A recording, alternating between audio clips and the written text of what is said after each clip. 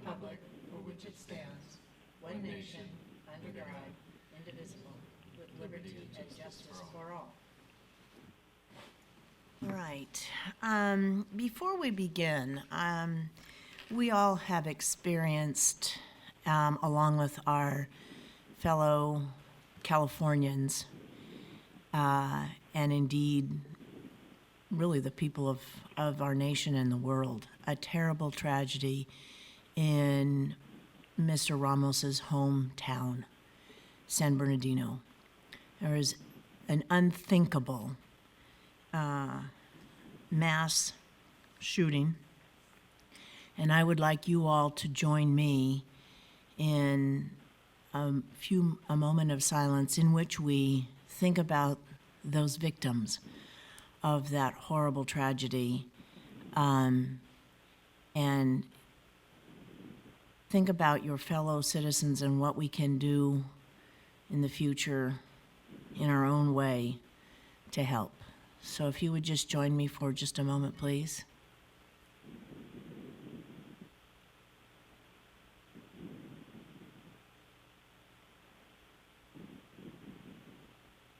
Thank you very much.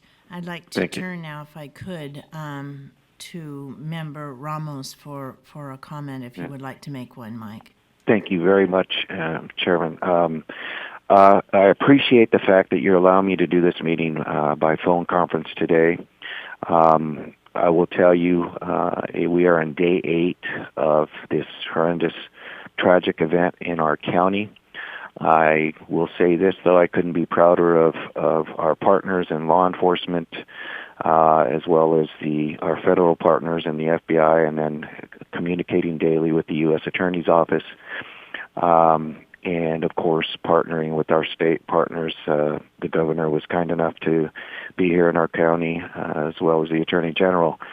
Unprecedented, and you just said the Pledge of Allegiance. It's never meant so much to me before when we think about America and how it happened right here, in our home. But what we do every day is support our victims. Yesterday, I met with the families of the 14 deceased victims, and then in the afternoon, we met with those that survived and the injured, and there are still 5 in the hospital. And what I told them all, I told them what great partners we are and what a great program that this organization, the California Victims Compensation Board of the state of California, has opened its arms to them with us as we get through these events and trying to get all the resources necessary for the victims in San Bernardino County and the derivative victims. So I want to thank you. I want to thank your staff there personally. And I know there's another meeting this afternoon, a phone conference with my chief advocate. And but as indicated before, we are a strong country, and the positive thing is to see how everybody came together to support these victims. So, again, thank you again for allowing me to do this meeting by phone. Thank you. Thank you, Mike, very much. And again, our hearts, our minds, our prayers go out to you and your fellow citizens of San Bernardino. Thank you. It's just so tough to even know what you're all experiencing right now. So, thank you all very much. We'll move now to item number 1, which is the approval of the minutes of November 19th, 2015 board meeting. I'll second. All in favor of approving the minutes of the November 19th board meeting? Aye. Aye. Thank you. Moving to item number 2 is the approval of the minutes for August 20th, 2015 meeting. I was not in attendance at that meeting, so I'll abstain from that vote. I'll move approval. Okay. It's been moved and seconded. All in favor of approving the August 20th, 2015 board meeting? Aye. Thank you. All right. Item number 3 is the public comment item, and this is the opportunity for the public to comment on items that are not listed on the agenda. So if you would like to make a public comment, I invite you to come forward now. Okay, seeing none. Turning to item number 4 on the agenda, it is the executive officer's statement. Julie, would you please like to give your report? Thank you. Good morning, members. It has been a difficult 8 days for all of us, and I want to personally thank Member Ramos for his leadership and strong support of all of our efforts. We were on a conference call together earlier this week, and our staff continues to be in daily communication with the San Bernardino Director of Victim Services and her staff. We have already begun to receive applications, and we have a streamlined process in place whereby those applications have priority and will be processed as quickly as possible. We also are in communication with the Federal Office of Victims of Crime, who have contacted us and offered the opportunity to apply for anti-terrorism and emergency assistance program grant funds. And those funds are intended to go above and beyond what our normal compensation program will provide so that we can meet the unique needs of these victims and the derivatives. So we are talking with them about the documentation that they are going to require of us. And of course, the County of San Bernardino is of tremendous assistance to us. But we are taking the lead so that we can at least relieve them of that burden. Right. And hopefully those funds will be flowing to us very soon. In the meantime, we are encouraging all the advocates in San Bernardino County, and I might add that they have been able to secure the services of other victim advocates from around the region who are coming to San Bernardino and helping them interact with the victims and get these applications completed as quickly as possible. I also understand that the feds have established the Family Assistance Center to help the families, kind of a one-stop shop, and the advocates are at that center, again, interacting with the victims, determining what their needs are, helping them with those applications, and then helping us, in turn, understand what these unique needs are so that we can explain those to the authorities at the Office of Victims of Crime in Washington and secure the necessary funding. So we are telling all the advocates, please assure the victims and their families and all the derivatives that we will help them to the maximum extent possible. We just need them to be very forthcoming and let us know what they need so that we can prepare to provide the assistance they need. What, if I may, Julie, what are the time frames? I mean, I know there's a funeral. I think one of the first funerals is today. Well, we have assured the families and the providers that we will make payment, and so we're working with them, because one of the issues, as a practical matter, is you'll recall that the board recently approved an increase in funeral burial. Procedurally, that will go into effect January 1. So we're working with them to time the bills so that they are submitted to us in a time frame where we can provide the maximum assistance possible. And there are other sources of funding for those county employees who are eligible for workers' compensation. There too are death benefits there. Timing might be a little bit slower there, but we're not letting that be a barrier to us. We're making sure that the bills will get paid timely. Good. And what about the federal funds? I know they've been, I read the email traffic and so forth, and I know they were really very alert immediately and offering the additional opportunities in terms of the Right. There's a long laundry list of funding opportunities, if you will. Travel for family members. Is that pipeline open now, however, that funding Well, pipeline, if you will? we have to officially apply for it.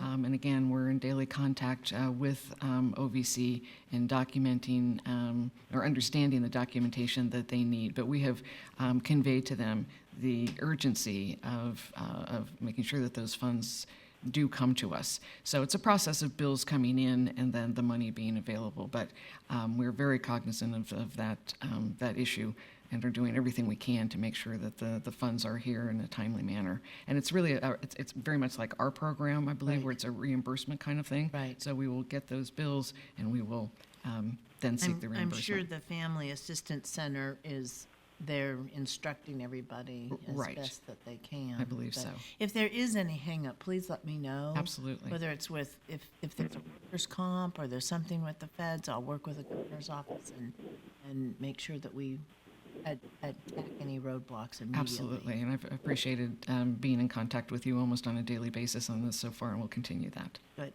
good. Are there any other comments or questions of Julie? I would just follow up on Julie's comments about the federal resources. I'm getting calls from congressmen on both sides of the aisle that are there, and they will make sure that the funding is there and ready. Great, great. Again, Member Ramos, if there's any difficulty whatsoever, please give me a shout, I and will. I'll work with you on Okay. unblocking any roadblock. Thank you. You bet. Rick, anything? Okay. All right. Thank you, Julie. Very, very, and thank all of your staff. You really have been right on top of this, literally within minutes of the tragedy.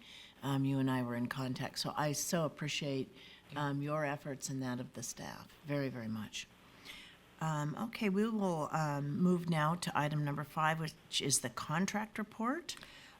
An information item, of course. Julie, would you like to please brief us on this? Yes, members, I'm just reporting back at your November 19th meeting. You delegated to me the authority to enter into a contract for CARES project application development and architecture services. We've completed that process, and the contract was awarded to the Capio Group. The contract came in at $983,500, and the term is from December 1st, 2015 to December 31st, 2016, at which time we're We're going to be we're live. gonna be finished with this project. I'm holding my breath. We're doing everything we can to make it happen. Yeah. Well, again, any glitches, let me know. Any comments on the contract report and, again, informational item? No? Nope. Okay, great. Then we'll move on to the government claims program. The next item on the agenda, and that will be presented, of course, by Nicholas Wagner, Government Claims Program Manager. Good morning. Good morning, Secretary Batcher, members of the board. For the record, I'm Nicholas Wagner, and I will present the Government Claims Program agenda items. Item 6 is the consent agenda. It consists of 193 claims. There are no amendments to the consent agenda, and staff requests the board's approval. I'll second. It's been moved and seconded to accept the consent agenda items 1 through 193 at staff recommendation. It's been moved and seconded, so call for the vote. All in favor? Aye. Aye, thank you. Mr. Wagner, would you now please brief us on the next item, which is item number 7? Item number 7 is a request for delegated authority. The California Department of Motor Vehicles requests that the board grant it delegated authority to settle and pay or reject claims that do not exceed $1,000 each during the period of February 1st, 2016 through January 21st, 2019. Program staff recommends that the board approve this request. Okay. Is there anyone that would like to address the board on this matter? Okay. Are there any questions on this item? And I'll second. It's been moved and seconded to approve item number 7, granting the delegation authority by the Department of Motor Vehicles. All in favor? Aye. Aye. Thank you. Okay, moving now on to item number 8. Would you like to brief us on this item, please? Item 8 is applications for discharge from accountability. It consists of 4 requests by state agencies for discharge from accountability for collection of debt, totaling $56,248.42. Program staff recommends the board approve these requests. Okay, is there anyone that would like to address the board on this item? Okay, seeing none, is there any discussion on this item? It's been moved, and I will second. Moved and seconded to accept staff recommendation on the applications for discharge from accountability for collection. All in favor? Aye. All right, thank you. Moving now on to item number 9. This has been continued and will be referred back to the hearing officer to review the new information that we have received. It is the claim of Louis Galicia, I believe his last name is. So we will be taking that up in January. Okay? All right, we're moving on to Victims' Compensation Program, so that closes the Government Claims Program portion of our meeting, and we'll now move to the Victims' Compensation portion of our agenda. The next item is the request for authority to begin the rulemaking process for the California Code of Regulations. Wayne, would you please brief us on this item? Yes, in this item, staff is asking that the board approve our process to begin the rulemaking, begin our rulemaking process, which will include public meetings, public comment, and then we'll be returning to the board for final changes and discussion before we go forward in submitting the rulemaking process with OAL. There's a couple of highlights I can go through real quickly on this. Most of these come from AB 1140 from last year, changes in the regs based on the change of the law that's starting on January 1st. You may notice in the change to 649.4, eligibility of felons, as you remember, AB 1140 changed that to where felons on probation or parole may receive benefits immediately unless they're convicted of violent crime or are sex offenders. Also, reimbursement of funeral burial expenses, section 649.18. We've changed as we mentioned earlier, the funeral burial cost from $5,000. Our limit will now be $7,500. That also needs to be codified. Even though it takes effect January 1st, we need to codify that and eliminate the regulation that we have currently that has 5,000 as the limit. But we can utilize it as of January 1, before the rulemaking process has taken place. Correct. The law becomes effective the 1st. During the time from now until we change the reg will be kind of disapproved in a sense because it's not consistent with the law. Right. Another change is 649.50, involvement of vehicle-related qualifying crime. And the major change here, which is also in 1140, is for parents of friends or parents of family members of a victim who gets into a car with a DUI driver, and the victim is aware or should be aware that the driver was drunk. We have found involvement in those situations and don't pay. What we're doing now is the change is we will allow for funeral burial in those situations because those are very tough situations for family and friends for that person who's passed away. We still find involvement, but we find an exception in paying funeral burial. And then finally, just as a note, failure to cooperate with law enforcement in domestic violence, qualifying crime 649.60. This is the change that's also in AB 1140 regarding at the scene of the crime, the domestic violence victim who doesn't cooperate with police. We will not consider that as lack of cooperation where it happens at the scene of the crime. And this is really understanding the issue of domestic violence, understanding what the domestic violence victim is going through at the time of the crime, and being more aware and more trauma-informed in making our decisions. Right. How long do you think the rulemaking process is going to take from start to finish? Usually takes, on a optimistic note, which I'm always optimistic, 3 or 4 months, and we just need to go through, get the public comments, have a public meeting if necessary, get those together, get them back to you, and then it kind of gets out of our hands a little bit when we submit it. But hopefully, To the Office of Administrative Law. Yeah. Correct. Hopefully by the end of spring, we'll be set. Okay, good. Is there anyone that would like to address the board on this issue of the regulations? Okay, seeing none. Is there any discussion on this item? I would just say those are all appropriate changes. I think it's a good good change. Yep, absolutely. Carl, you okay? All right, do I have a motion to accept the staff recommendation? I second. It's been moved and seconded to accept staff recommendation to begin the rulemaking process for the California Code of Regulations, as just discussed and briefed by Mr. Strumpfer. Okay, it's been moved and seconded. All in favor? Aye. Aye? Okay, thank you. The next item is the request to revise the mental health guidelines that will be presented by Chantel Bermudez, manager of the mental health section. Good morning, Chantel. Good morning, Chairwoman Badger and board members. Yes, I am Chantal Bermudez. I am the manager of the mental health section here at Cal VCP. The mental health section is requesting that the board approve the following revisions to the mental health guidelines currently filed with the California Secretary of State. These revisions are based on program changes from legislation and direction from the board from the October board meeting.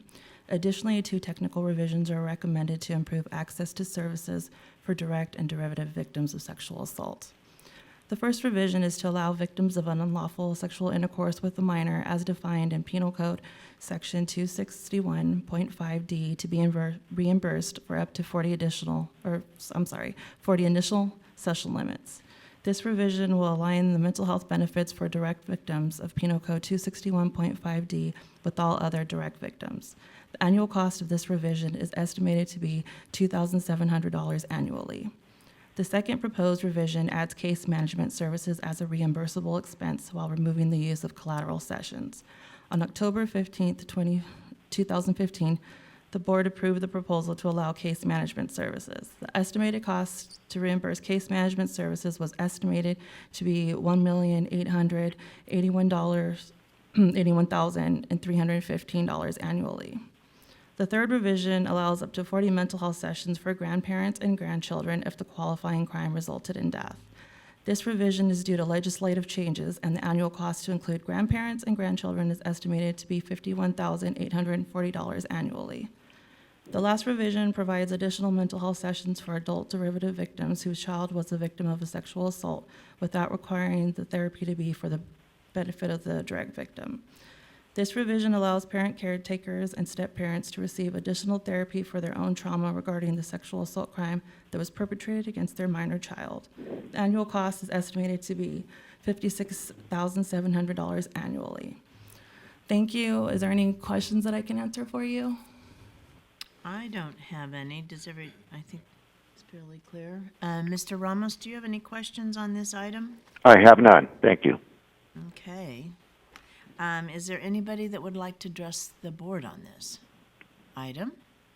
Okay, seeing none, are there any other items that someone would like to discuss from the board on the item? Okay.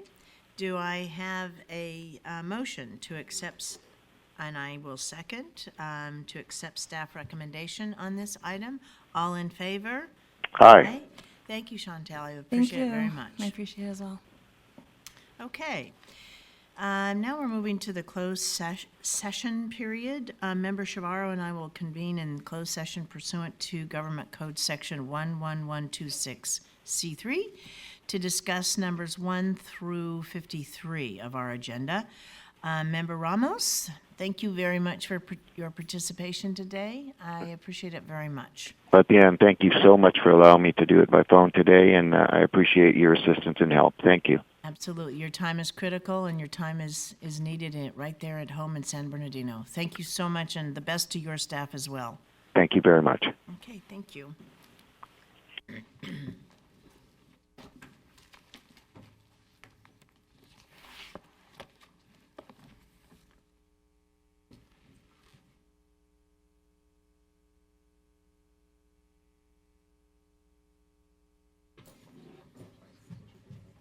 Oh, I love them.